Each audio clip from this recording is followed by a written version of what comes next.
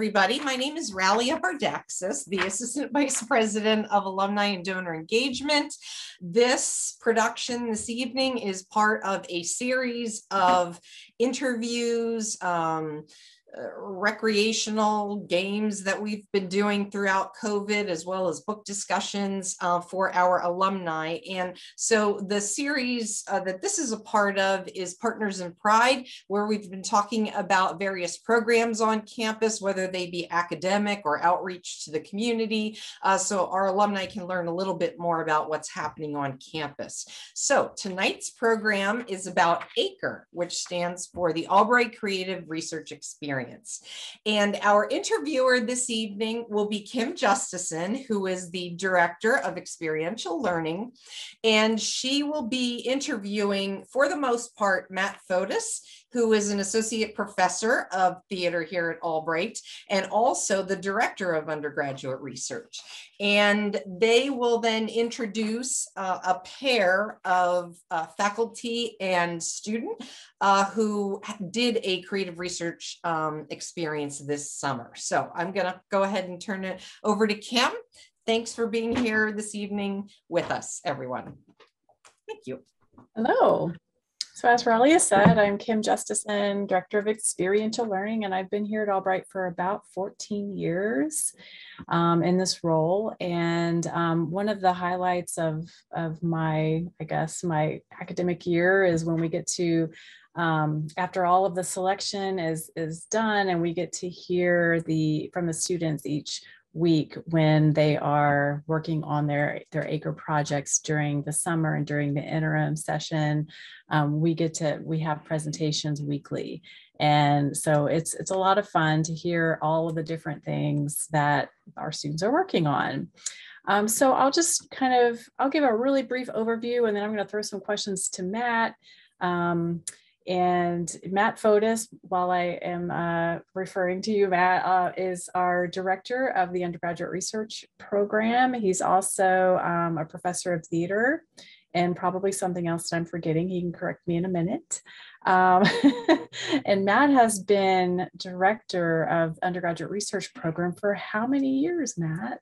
I honestly have no idea. Well, that's a good question. I think 4.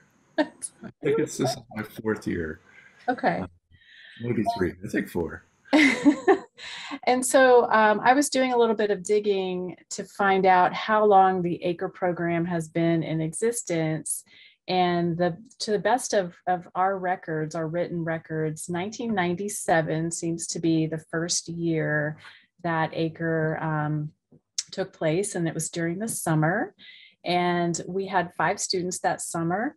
3 of them were in the sciences, and 1 was political science and 1 was psychology. So right from the very beginning, it was across all disciplines, which is kind of one of the hallmarks of this program, is that while at many colleges and universities, when you say research, it's really referring in large part to just being in a lab, hard sciences, and that's kind of it.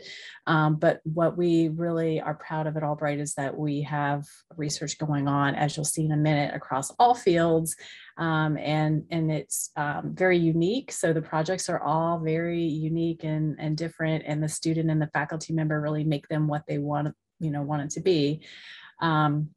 So that's kind of the brief history, is that we have had about 641, I actually counted each and every one. We've had 641 student faculty pairs that have conducted an Acre project since 1997.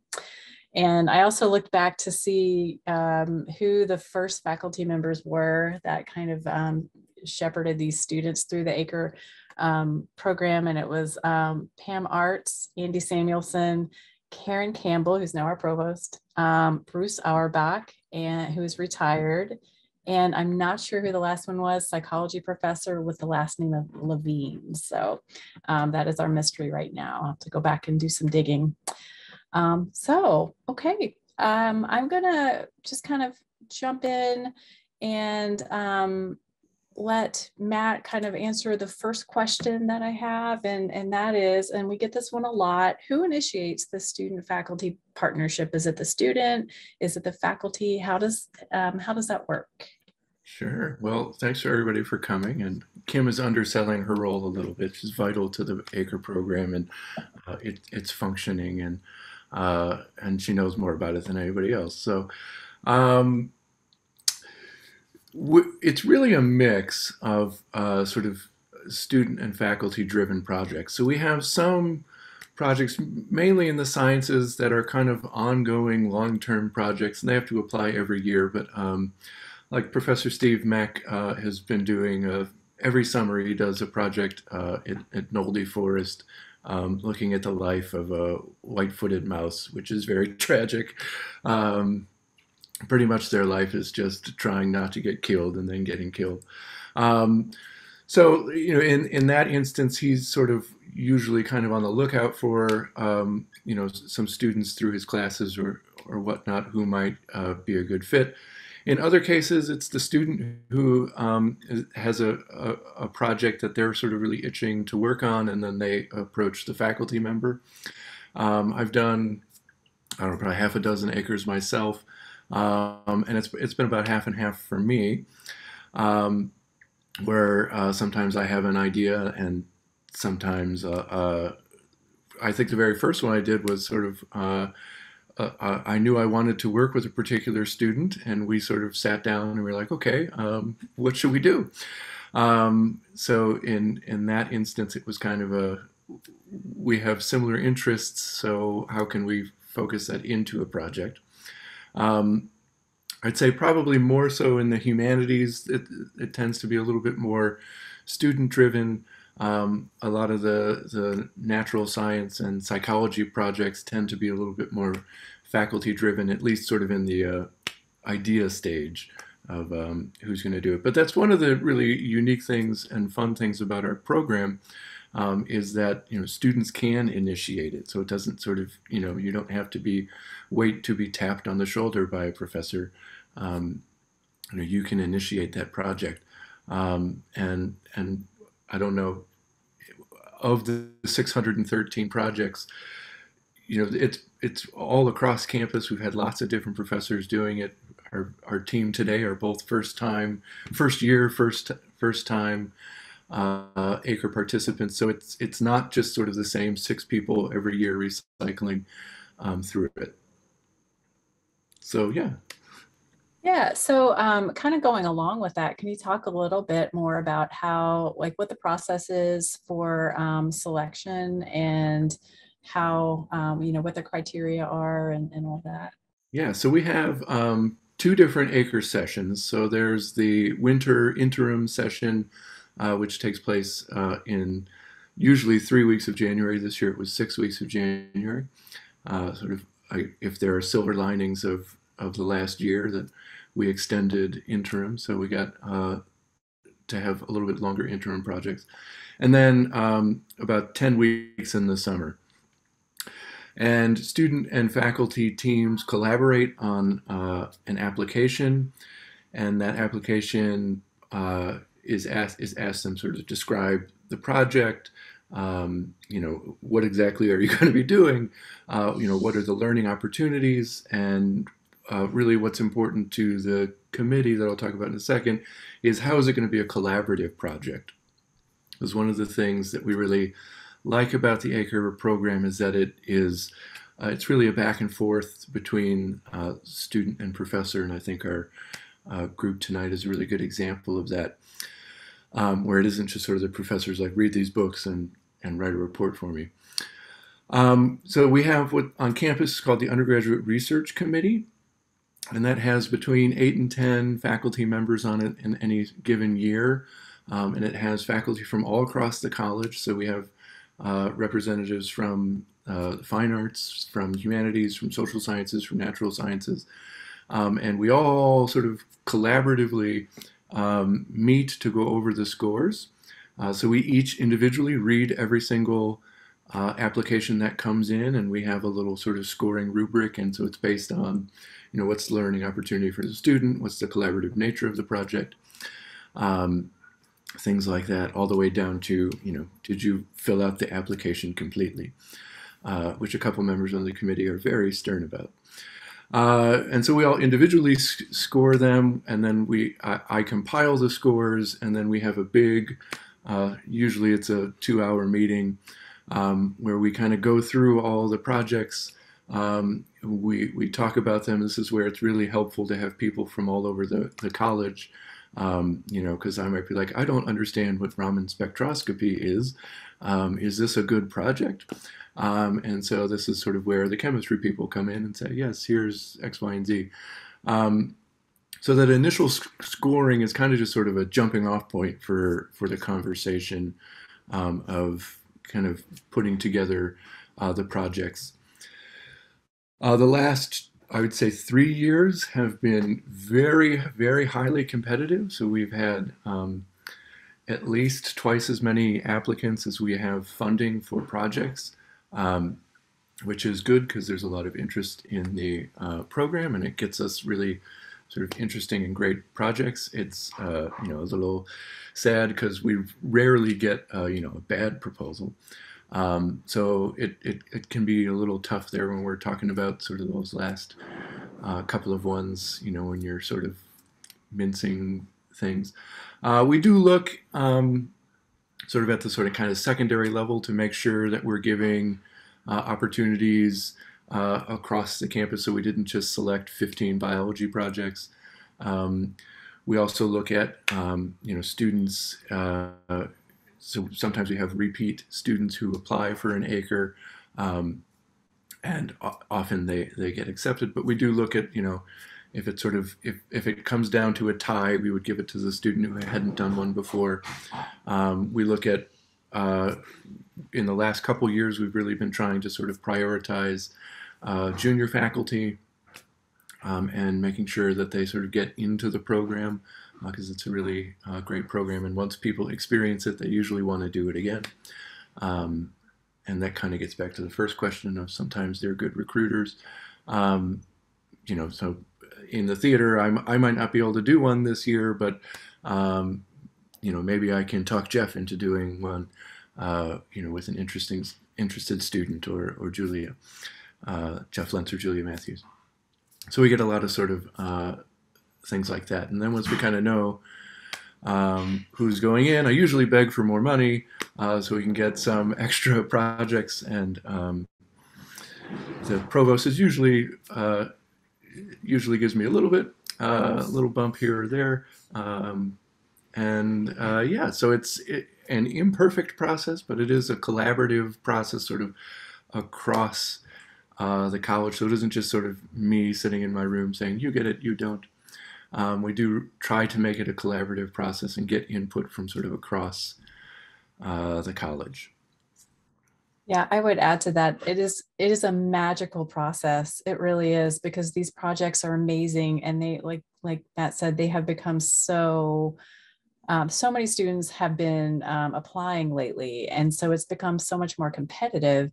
So the undergraduate research committee will, do the work on their own, and then they'll come together, and they're usually doing it over spring break for the summer, I think. And so they really work hard and toil at looking at these projects to find, to rank them. And it's not just an overall rank, it's rankings in different categories. And then they all come together and they kind of hash it out. And Matt is correct. Almost always he will go back to the provost and beg for more money.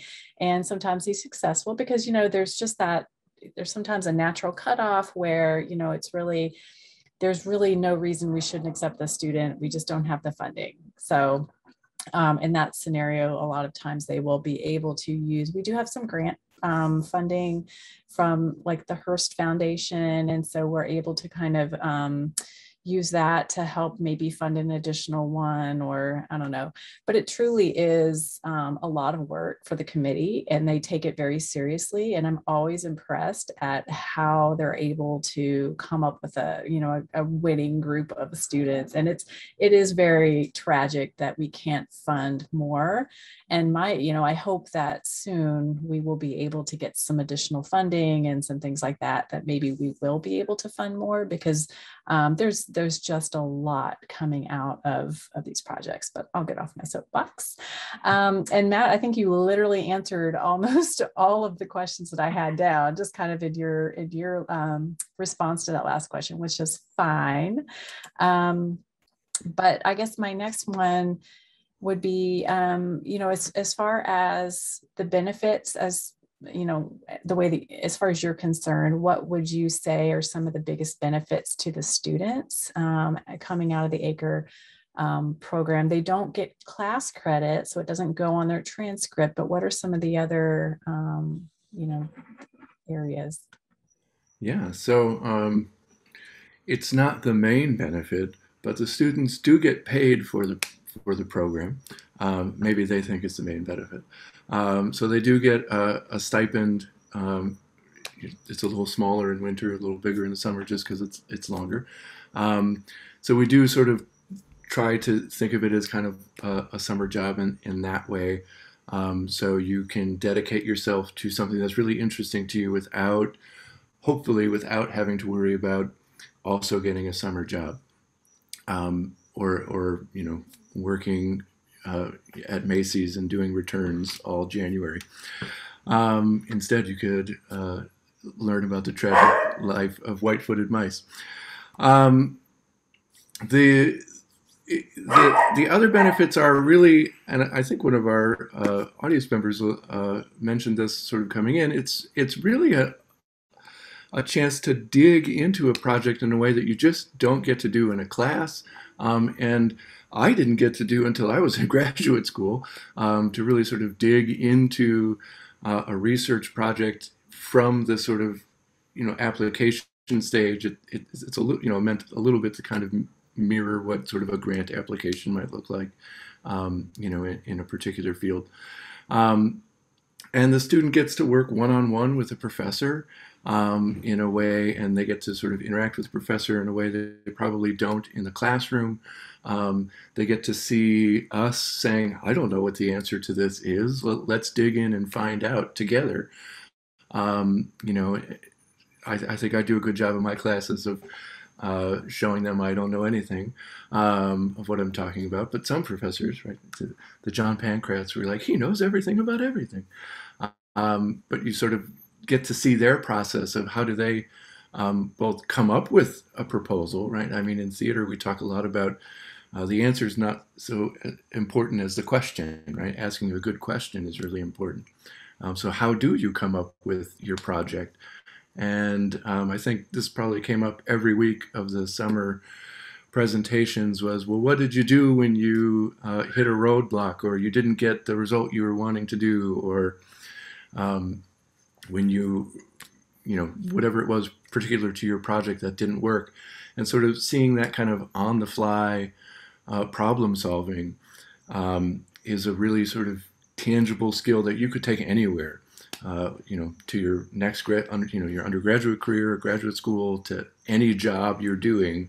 You're going to be problem solving on the fly, and thinking of creative solutions. And you now have the opportunity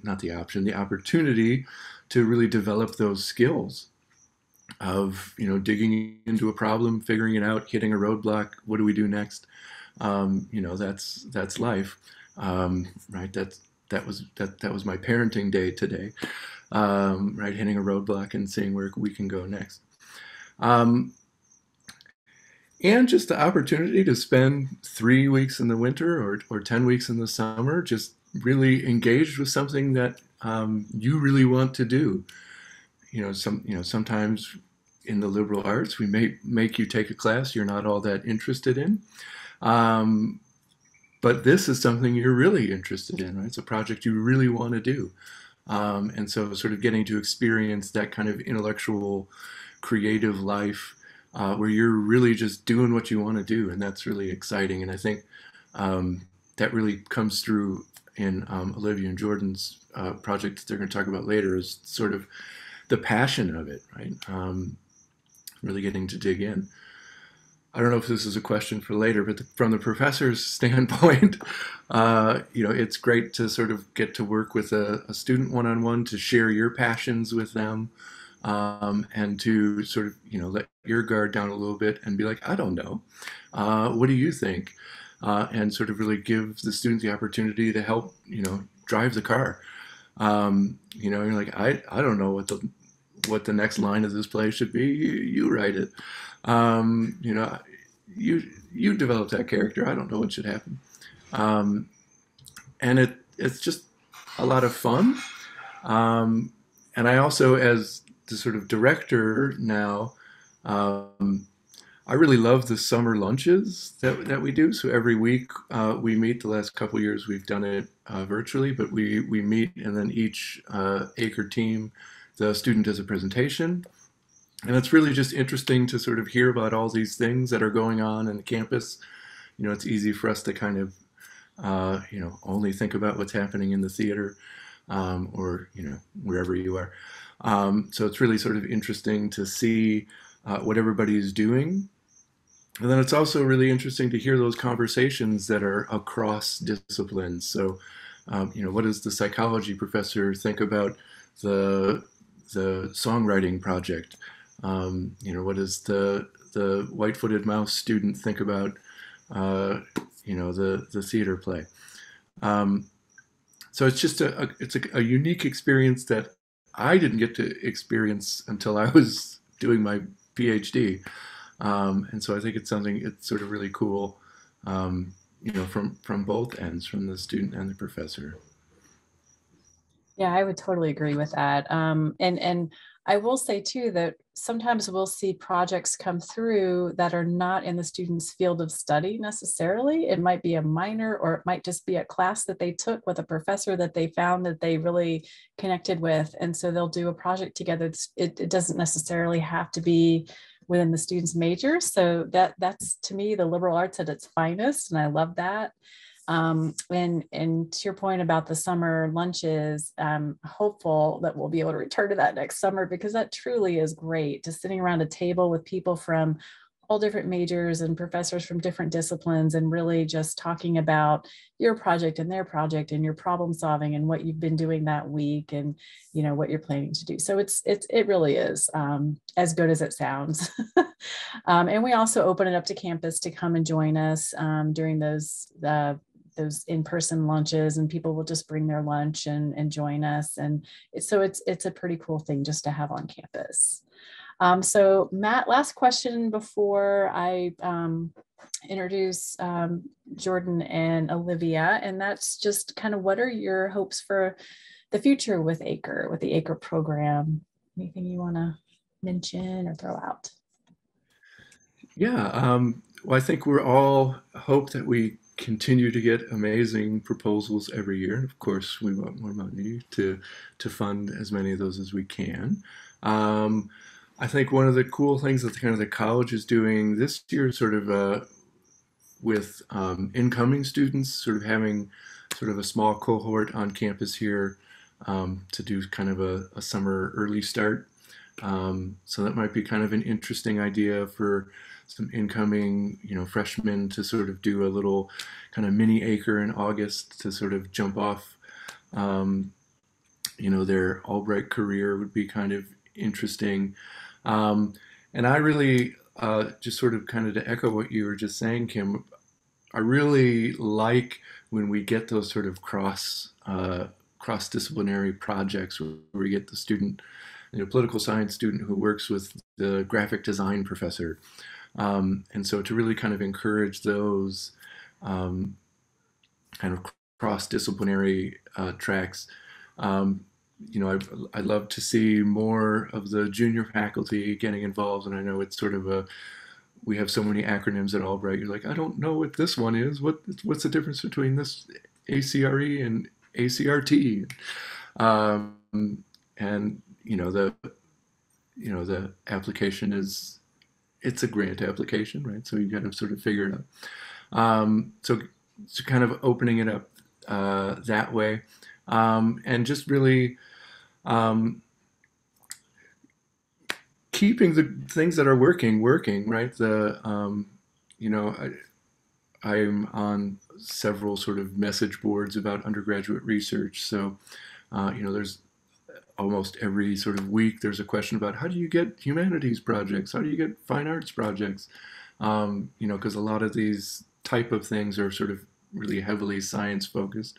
So just keeping that kind of mix of projects that we have going, and I think that's kind of what Albright does really well. So it's not a surprise that that is reflected in Acre. What are your hopes, Kim? What do you want us to do?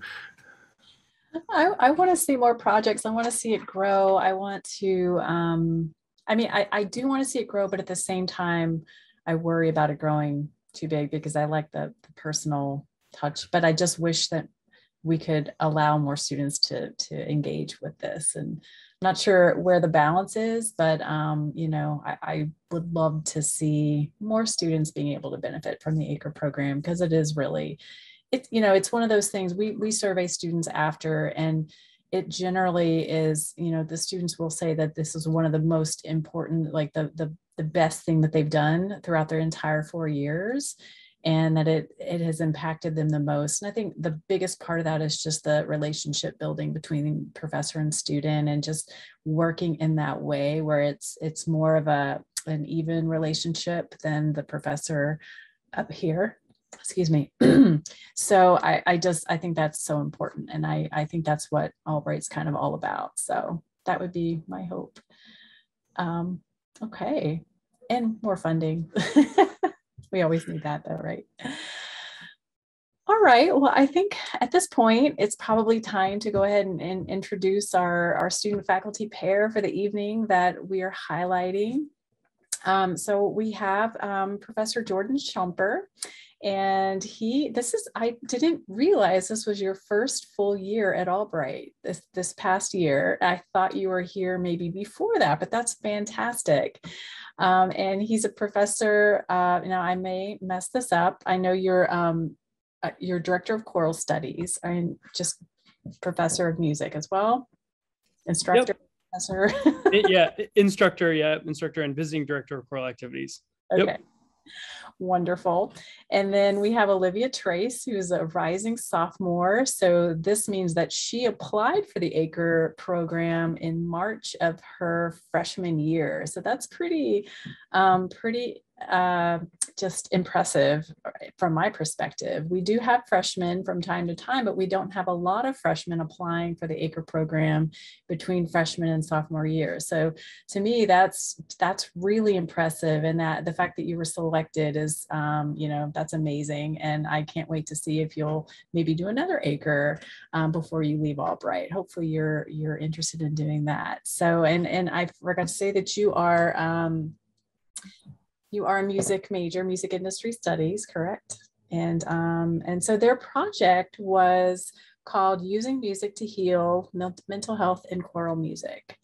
So I'm going to kind of turn it over and maybe start with you, Jordan, to talk about, your perspective on the topic and how the idea developed and who approached whom and how you guys got started with your project.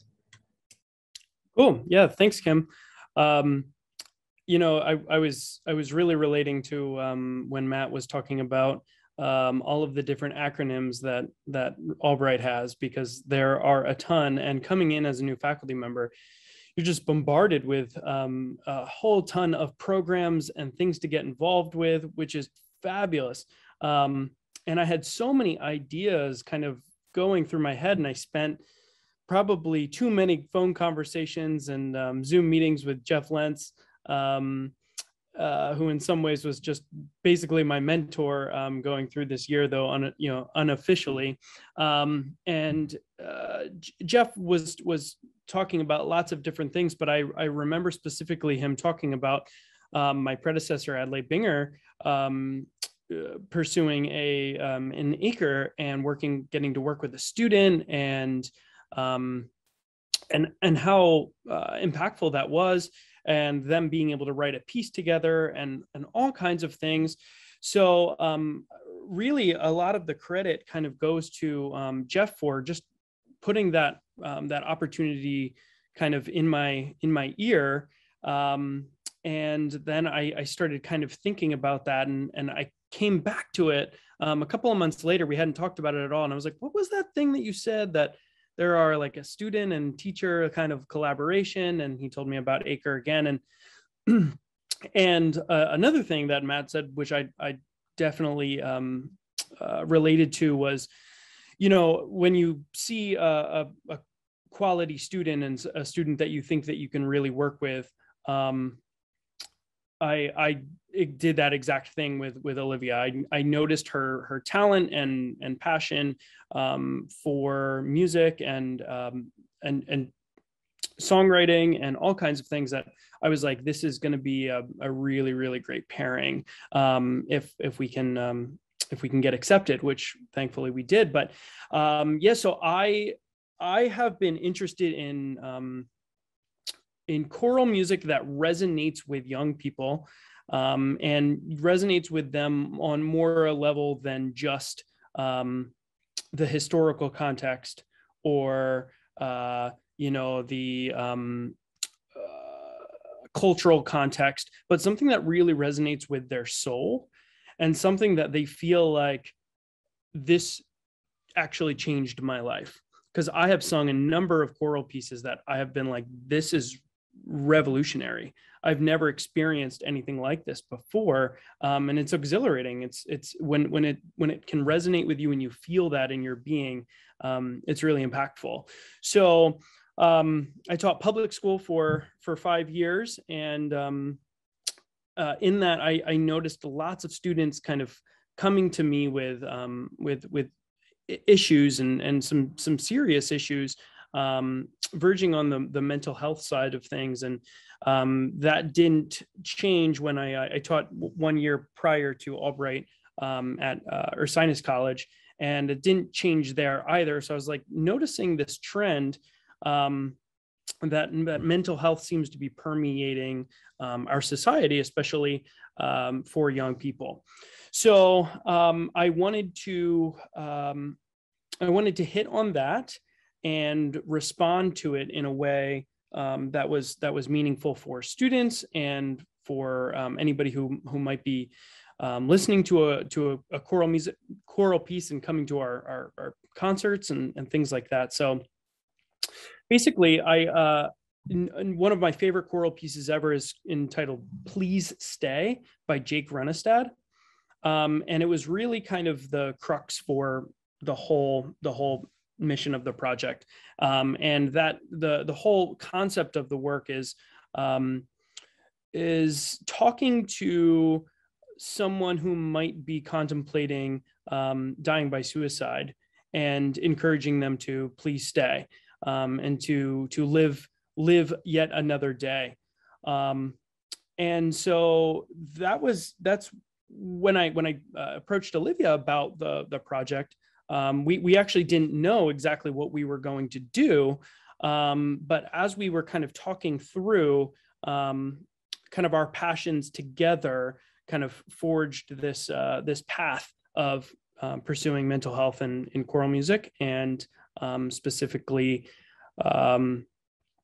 trying to compose a piece that would comfort and heal, and be something that's going to be impactful for our students and for our audience members. Wonderful. So with that, I think I'm just going to go ahead and turn it over to you, Olivia, and you can give a couple of thoughts. And then if you want to just jump right into what you're planning to present tonight, that would be wonderful. Yeah, sure. Hi, everybody. Like Kim said, my name is Olivia, and I'm a music industry studies major. And yeah, I'm so happy that Professor Schumper had approached me to do this project. It's not something that I would have thought of, probably lacking like confidence on my end, and in thinking that I could actually get accepted into the program. And again, I am so thankful that I did. And so I think I'll probably just jump right into my presentation and then give some more thoughts afterward, if that's all right. Yeah, so as Professor Schumper said, or as Kim said, I think, the title of our project is Using Music to Heal Mental Health in Choral Music. And then as Professor Schumper said, this project was kind of, it came from the both of us for sure. I was actually the one that originally brought up the topic. And then when I heard that was kind of an option, that was even on the table, I jumped on it. It's something that I'm very interested in talking about and being a part of, because it's something that's so personal to me, and it's something that I'm so passionate about. And music is the other element in the project, and I'm just as passionate, and I feel that just as personable with music. So the most important element of our project to me is the why behind it. As Professor Schumper said, mental illness permeates modern American society. Studies show that 1 in 5 adults battle mental illness. And the personal why is the fact that I'm one of those adults. I've battled mental illness since I was 15 years old, and I'm over 2.5 years sober. So I've struggled with addiction as well. And it's something that I like to say is like the best and worst part of me. And music has been a source of healing since I was very, very young. And sort of as Professor Schumper said, I've listened to music, more commercial music, mainstream music than choral music. Although choral music has been very impactful to me as well. But I've listened to music that has legitimately changed my life, and I would even say saved my life at some points. So that is the why behind this project. That's why we're doing this. And that is why I believe that this project should be important to anybody who is listening to me speak about it, and anybody who listens to the music that we're creating. So the first component of our project is analyzing existing choral pieces surrounding mental illness and conducting interviews with currently working choral composers. So why we analyze these choral pieces is we needed somewhere to start. We needed to see people who have already done this, already done something like we are trying to do. And we needed to figure out what they did that we didn't like and what they did that we did like in their creative processes. So here are the 19 choral pieces that we analyzed. As you can see in the middle here is Please Stay by Jake Renestad, the piece Professor Schumper was talking about. And as we were looking through, so you can kind of get a glimpse of what we were dealing with here, there's a lot of good pieces. If you're familiar at all with music, you may recognize some of these. Some of them are Broadway pieces as well. Some of them more classical, some of them more modern, and some of them even replicating aspects of commercial music. So how we analyze these pieces is using a process called Schumper, which is another funny acronym. But it's first sonority, which is the overall sound, feeling, or timbre, which basically just means sound of the piece. And then harmony, which is a collection of supporting sounds and notes to the melody, which is the main sequence of notes. So the part of the song that would get stuck in your head, right, is the melody. And then we have rhythm, which is the shortness and longness of notes. So the beat, basically. And then the growth, which is song form. So in commercial music, this would be a verse, chorus, bridge, right? Those are probably most likely familiar terms. And in choral music, there's usually a song form that follows as well. So after we analyzed these choral pieces, the next component of our project was writing the text. So as you can see here in this picture, that's the picture of my personal journals. So what I did to compose our text is study myself, basically.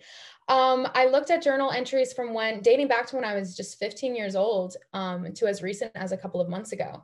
And I read everything that I wrote, and I pulled out overall themes. Please Stay, which is the Please Stay by Jake Renestad, that was written in from the perspective of the loved one. So that was a loved one, asking somebody who was struggling to stay.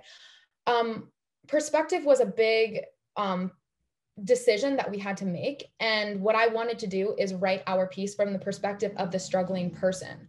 I wanted to write it from the perspective of myself, and I wanted to write it from the perspective of the people who are hurting, because I wanted them to have a voice in our project. And so in order to do that, I needed to figure out what to say.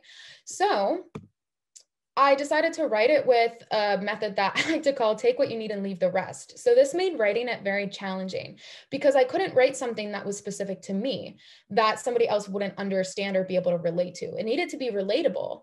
But it also, I wanted it to be a word that me and Professor Schumper used often, is gritty. We wanted it to be gritty. We wanted it to be impactful and really dig deep into the people, into the listeners' souls and hearts. We wanted it to be almost shocking in a way of how impactful it was.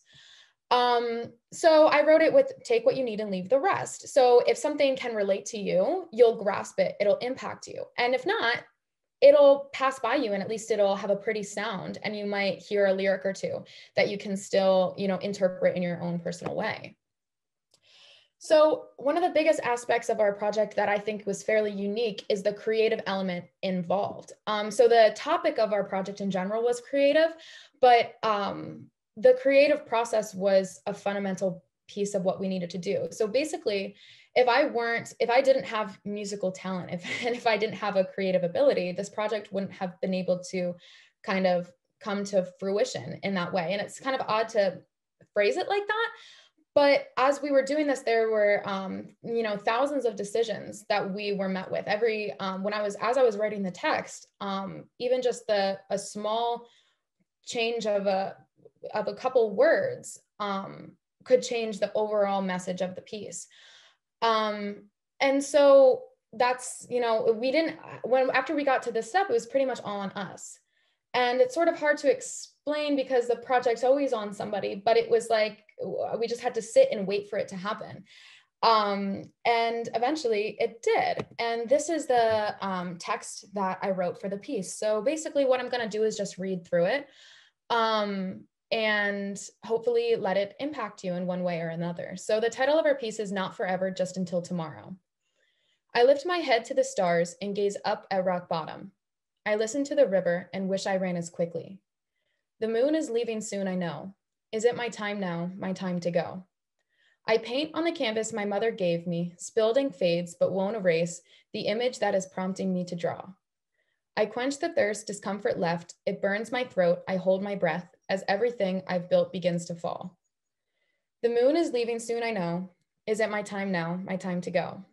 Am I enough? Am I all right? Why am I nervous? Am I unkind? I talk too much. What do I know? Do they like me? I don't like me. My whispered thoughts scream danger, for I do not talk to strangers. I've come to crave the chaos I once feared. Years have passed and I have missed memories, milestones, innocent bliss, yet by the grace of God, I am still here. The moon is leaving soon, I know. Not forever though, just until tomorrow. I cannot face eternity, oblivion, uncertainty, but maybe I can promise one more day. I may not have to fall in love with everything if one thing's enough. The moon can go and I can choose to stay. Not forever, just until tomorrow. So after writing this piece, we had to set it to music. So that was the third component, writing our actual piece. And again, we started with a blank canvas, which brings us back to the creative process. And this, like the rest of, like writing the text, was and is still a struggle. And there's a lot of trial and error, thinking that we might be going in the right direction, and then turns out that, we don't like what we've written. But I added just one snippet of what we've wrote. So if anybody can, sight sing, then maybe you'll, be able to hear it. But eventually this will be performed by Albright. And so you will hear it, and hopefully there will be a recording as well so we can share it publicly. So then I just wanted to say thank you, the biggest thank you to the Acre Committee for allowing me to do something that I love and that I am passionate about. A huge personal thank you to Professor Schumper. There's nobody else that I would have wanted to do this project with. And then Peter Demetz, Amy Gordon, Sherry Blevins, Joe Gregorio, and Mark Boyle, who are all of the choral composers and songwriters that we have interviewed.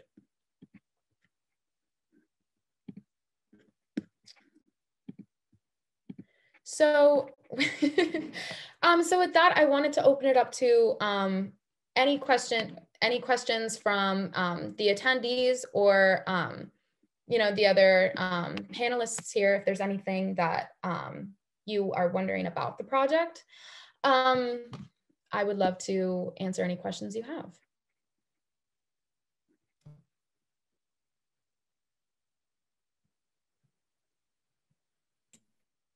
I'll ask one. I'm just curious. So the lyrics you wrote as a part of the Acre, or did you write that prior? No, that's a great question. So coming into the Acre, we had nothing. We had no text, no music. And I actually, this sounds a little bit non-scientific to say, but about like 2 to 3 weeks into the project, I really felt like a creative storm was kind of brewing inside of me. And it kind of felt like I was on the brink of doing something. I was on the brink of writing something. And one day I had met with Professor Schumper at Albright, and we had talked for a really long time. And then afterwards I left and I was like, I'm going to write the piece. I know I am. I'm going to write the text. And so I got in my car and I drove to a park that I'm familiar with and I've done a lot of songwriting in before. And I sat down and I wrote that. And it was actually very little editing too. I wrote the majority of that just one sentence after, like one lyric after the other. And then we had edited, I think, a couple of the, one full line changed. And then I think there were a couple other like took out one word and added in another word. But I would say about like 98% of the text was written in one evening. And it was about a month in, about halfway through the project. Oddly enough, on the exact day that we had scheduled the text to be written by. So up until that day, we had nothing. And I thought we were going to be far behind. And then when the day came, I wrote it all that day. But that is a great question, because in choral music, it's actually very, in the choral music world, in the choral musical world, it's actually pretty uncommon for composers to write their own text. Usually it's text that was in the public domain, which means music that isn't copyrighted or basically owned by anybody. It's text, sorry. It's text that isn't really owned by anybody. Anybody can use it and set it to music. Or the text is commissioned by a poet. And then the composer sets it to music. So learning that it was uncommon, I think, was very surprising to me at first, because as a songwriter, and as somebody who aspires to be a songwriter or composer, who knows, as a career, I'm thinking, like, how do these people not have such deep connections to the lyrics they write? My lyrics are incredibly important to me, and I feel like I absolutely need to have control over them to really let my piece come together the way I want it to. So yeah, I think knowing that was uncommon, but then I did meet a couple of the, I did meet somebody who has been a mentor for Professor Schumper and writes texts, writes a lot of texts as a living, as his living. And I met, and then I met another composer who writes a lot of her own texts as well. Actually, multiple composers that have written their own text. So it was really nice to have that exposure to other choral composers. But it did make me feel really good, because generally speaking, when I was in an interview and the composer found out that I had written the text for it, they got like really excited, which was really nice to hear, because I felt like I was, but we did get some feedback as well, almost like kind of, to be a little bit like cautious about it in that choral community, because it is something like basically like the lyrics have to be good, because if you write them yourself and they're not good, you'll kind of look silly. Why wouldn't you have just gotten them from somewhere else? Yeah, I think I'll jump in for just a second, Olivia. I think I just want to stress how tricky that is to do, because you're really trying to do two different art forms, right? Even though it seems like, you hear songs on the radio, clearly they wrote the lyrics and the music, but it's a different thing, because we're really talking about poetry, being a poet, which some people spend their lives only doing that, and then composing a piece of choral music, which some people spend their entire lives only doing that. So Olivia's really combining these two sort of art forms. And I will just tell you that her text is, way better than anything I would be able to do. It's just fabulous. And that she wrote that in one evening should not take away from how many hours, right? Olivia said it took us literally halfway through the program, and it took us how many hours of talking and figuring out the direction before we were like, okay, finally, we've reached our we know where the destination is. Now we just got to get there. And that was, I think what Olivia emailed me was it was a hurricane, not a storm. And it's really just amazing. She has a huge talent for text writing. And now we're working on, of course, setting the poem, setting the text. And again, we were back at square one, and we have a lot of ideas, but still the piece is not yet completely finished, but hopefully should be pretty soon. Olivia, I have a couple of questions. Sometimes you hear from novelists or playwrights that the content just comes out of them, or it writes itself. Did you feel like, when you got to that culminating storm, that it just felt like it was writing itself? I mean, I found it very interesting that you went back to journals of your former life to revisit those memories. And I wondered what it felt like when that moment had arrived. Yeah, that's a great question. So again, like, I did that because it's been so long, and I've been in many years of recovery. And even though, that was 6 years ago, but for somebody who has had mental illness for that long portion of my life, it feels like so long ago. It feels like I'm looking at a legitimate, when I was reading those journals, it felt like I was reading like a children's book, but a very, very like disturbed and unwell children's book. And so that's really, I felt like I needed to do that in order to know what, if I'm imagining a 15-year-old who's in school right now, or I'm imagining an 18-year-old who's at Albright College right now, and they could really maybe really use listening to our piece, but we decide what they hear. And so I felt like I needed to read those journals because I needed to make sure we were saying the right thing, if that makes sense. And in regards to writing itself, I think one of the best pieces of advice I've received throughout this project has been from Sherry Blevins, who is a wonderful woman who we interviewed, talked about writing non-judgmentally. She said, write everything down, write it in pen, and don't judge what you write. Even if you think it's bad, you might come back the next day and think that it's really good. Or somebody else might read something that you disregarded and think it's the most, and it could have a real and true impact on them. So what I did was write down everything. And for some reason, sometimes I wouldn't say it writes itself, because I'm very conscious when I do write. It doesn't feel like I'm in some type of trance. It feels like I know exactly what I'm doing. But I'll tell you, the words kind of pop up out of nowhere. And that's something that I know as a lyricist as well. That when I do write lyrics, it's almost like, it's like, imagine the exact opposite of something being on the tip of your tongue. It's like something like comes like pouring out and you can't stop it. So it's more like that than it writing itself. It's that I have all these ideas and then they literally just come out as fast as I can either write, or I'll just be singing. And luckily, usually I videotape myself when I'm writing. So I don't miss out on anything, but yep.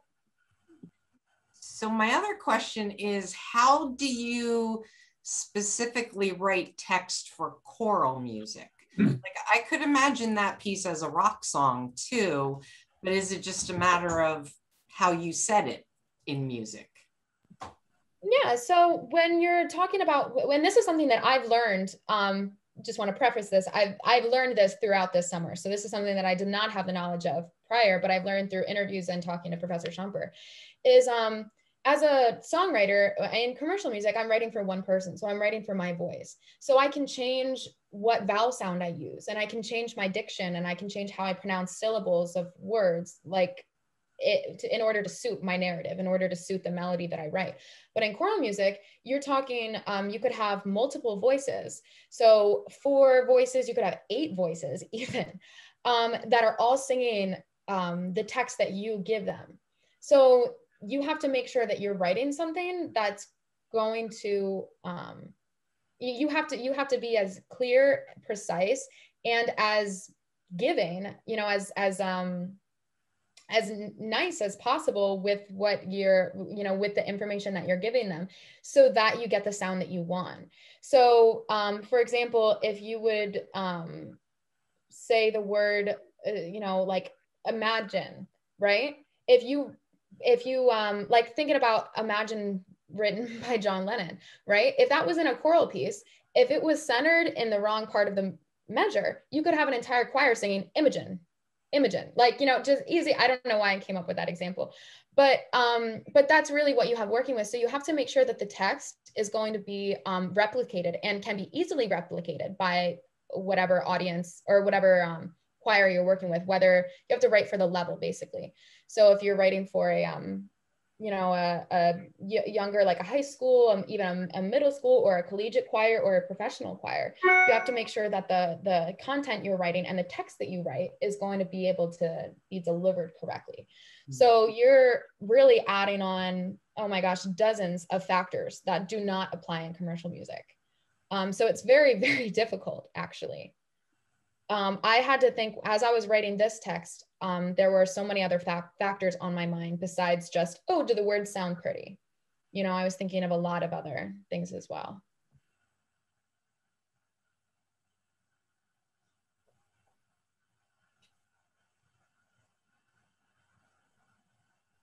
I think also too, just wanted to add to that. We've had this conversation with, I think, basically every composer that we interviewed was, you know, what is this difference between lyrics to a pop tune and choral text, right? Choral poetry. So what is the difference between poetry and text, right? And I think the overwhelming answer was there are slight differences, but really it's the quality of the imagery that's chosen. So I think with lots of pop music, it is pretty linear, where it talks about like, you know, all of these events happened and it's like, this is what happened to me. Whereas I think with poetry, it errs more on the side of kind of metaphor and letting people, as Olivia was kind of alluding to, letting people kind of draw their own conclusions from a feeling that you're having on the inside. And that's kind of, you know, exemplified in her kind of interactions with her friends and family members and some of these other choral composers and even myself. I remember us kind of dissecting that line and you telling me, Olivia, what it meant to you. And I was going, oh, for me, it's like imposter syndrome, or, you know, not feeling quite good enough for what I do. And so I think that that's one of the main kind of differences between a lyric and you know, a line of poetry, is kind of that metaphor and not speaking directly in direct kind of language.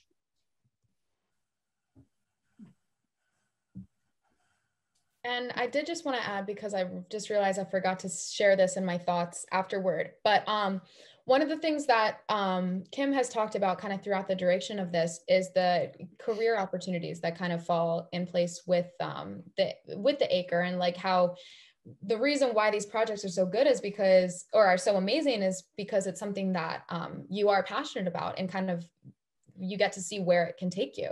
And I just wanted to say, for the record, I came into Albright as an aspiring songwriter. That's what I want to do. And I never, before this summer, I never, ever, ever would have told you that I would be composing choral pieces, you know, as a side gig at any point in my life. But I can say that, one, it's very, very hard. So if I ever do it, it's already a preemptive pat on the back. But two, I could really see composing pieces as a part of my career long term. And I think that that's really amazing because it's a very supportive and thriving community right now, a community that I barely knew existed. So I wanted to make sure that I said that, that this project not only kind of provided me with a really, really fun summer, but also kind of got me looking for a new career path or a additional career path. So, which was really great. That's fantastic. Thank you. Any other questions for Olivia? Are any of the Albright choral groups going to be performing one of your pieces anytime soon? Yes, we hopefully will be performing this piece in the fall.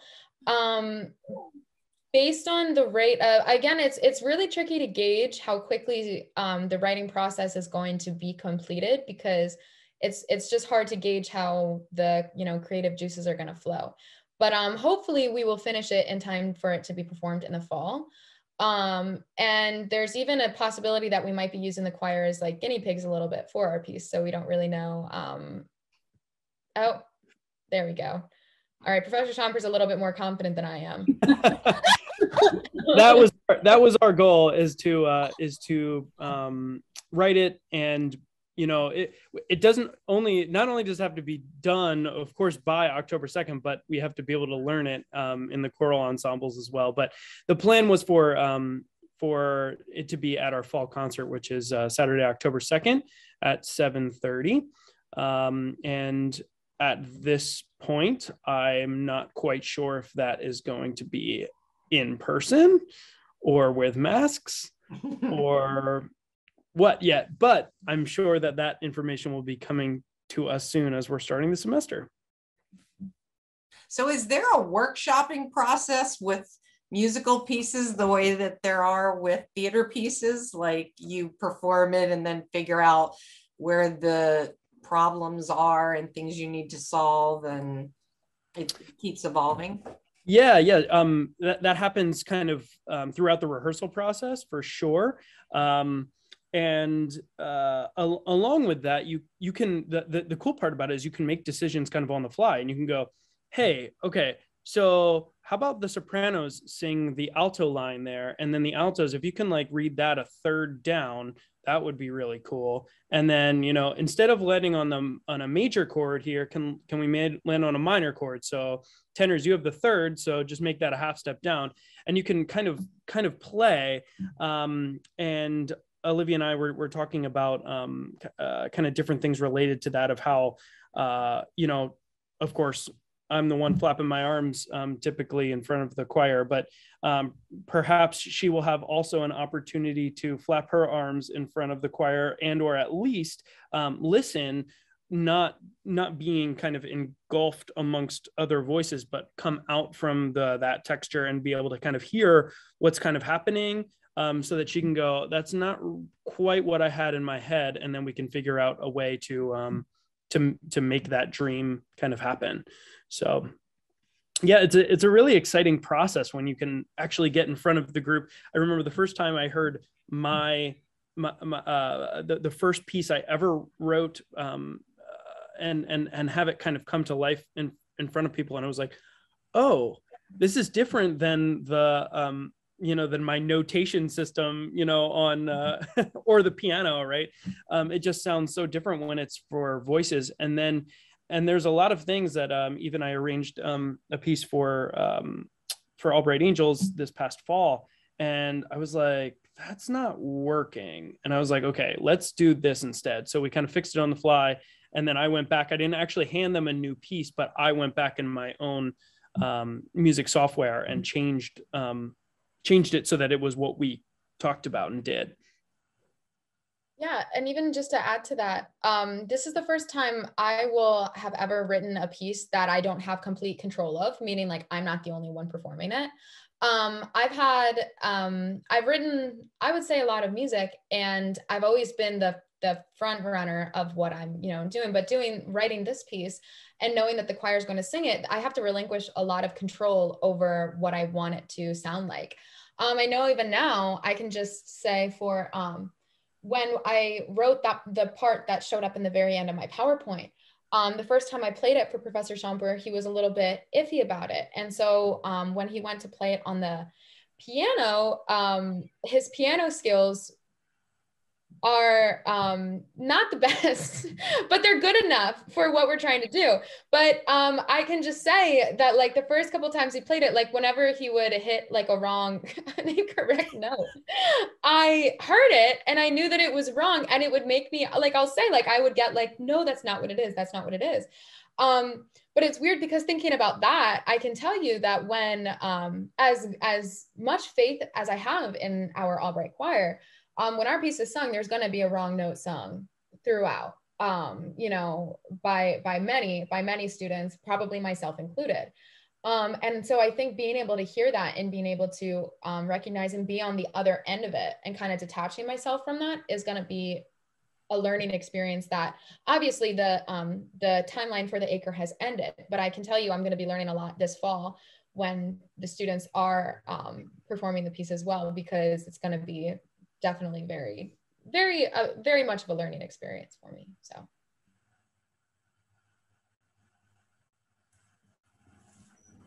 And that's a great thing about a lot of Acre projects, is that they live on past, the August 2nd deadline or whatever it is. A lot of them go on, present at conferences, publish articles, publish books, do performances.